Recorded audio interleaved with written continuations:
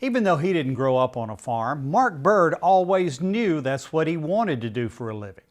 Starting with no land and no equipment, Mark and his wife Sandy have built an operation just south of Decatur that's being recognized as Alabama's 2022 Farm of Distinction.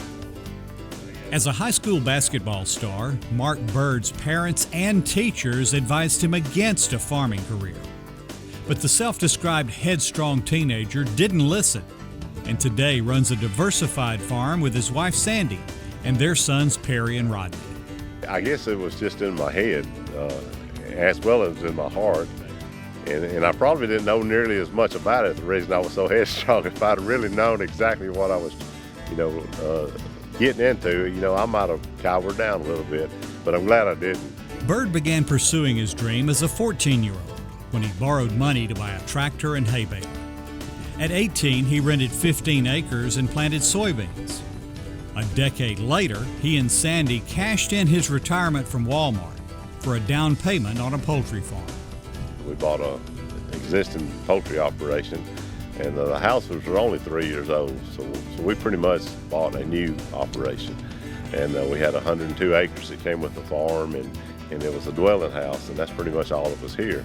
So that was back in 1993, and we've grown that to 7 poultry houses now, and we've totally upgraded all the older chicken houses to the new, enclosed tunnel, ventilated houses. The Byrds also grow corn, wheat, and soybeans while continuing to bale hay for neighbors. We went from about 40 acres the first year when we moved to this location, to we're nearly at 2,000 acres now. So we've grown it substantially. We've got a grain handling system now, and we store right at 100,000 bushels of grain every year. And that really helps us during our harvest, we can bring grain here instead of taking it to the elevators and having to sit in line.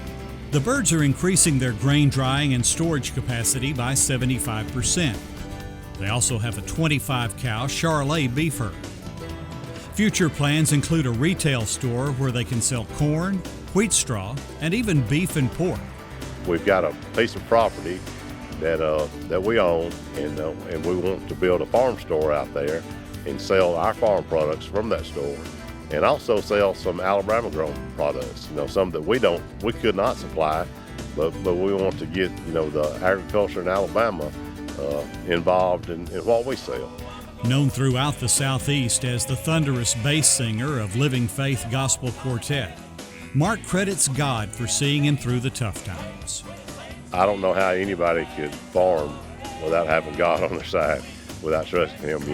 It's a faith thing. When we make decisions here on the farm, in the management side of the farm, I really seek the Lord's guidance, and He's never let me down. That's Byrd Family Farms of Morgan County. Welcome to Alabama's Smart Yards. Today, Bethany O'Rear shares tips for pruning shrubs. Before you start, it's important to know when, where, and what to cut.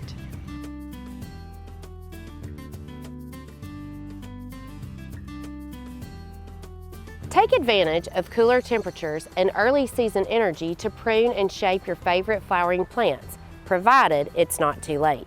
The rule for spring pruning is easy to remember. It's called the May rule. Generally speaking, if a plant begins blooming before May, prune it immediately after blooms fade. If the plant blooms in the month of May or later, prune in late February or early March, before the start of new spring growth. If you wait until later in the spring, you'll cut off this year's blooms.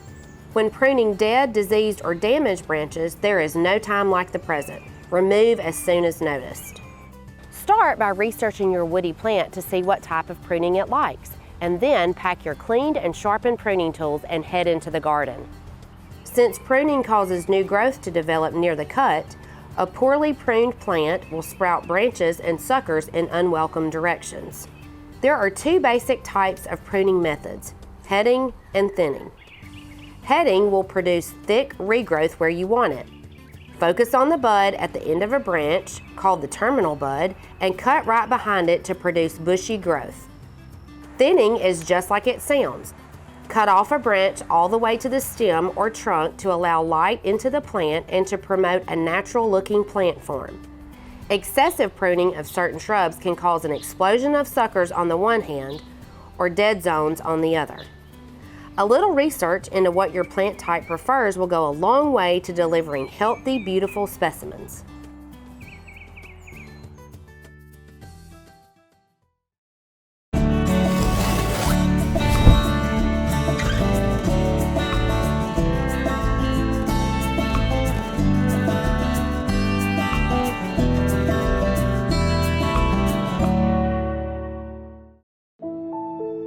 What we eat, what we wear.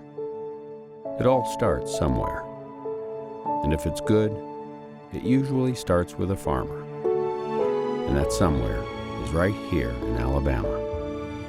In a field, in a barn, on a tractor. Right now, there's a farmer starting something good for all of us.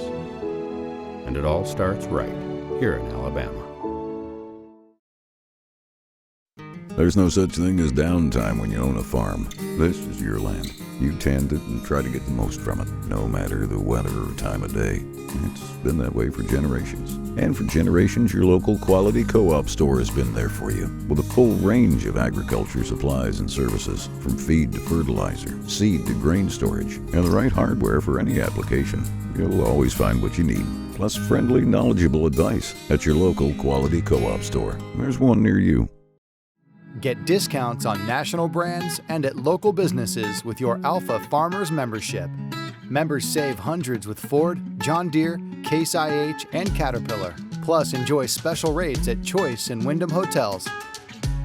Benefits include rewards at Office Depot, Priester's Pecans, tourism destinations, and more. Download the Alpha Perks app, visit alphafarmers.org/perks, or stop by your local Alpha office and start saving today. Support healthy food from local farmers by purchasing a Farming Feeds Alabama license plate. The tag funds education and promotion efforts, including Ag in the Classroom, agricultural scholarships, and youth programs. Get your Ag tag today. For more Simply Southern, follow us on social media. And while you're online, visit our website, simplysouthern.tv.net.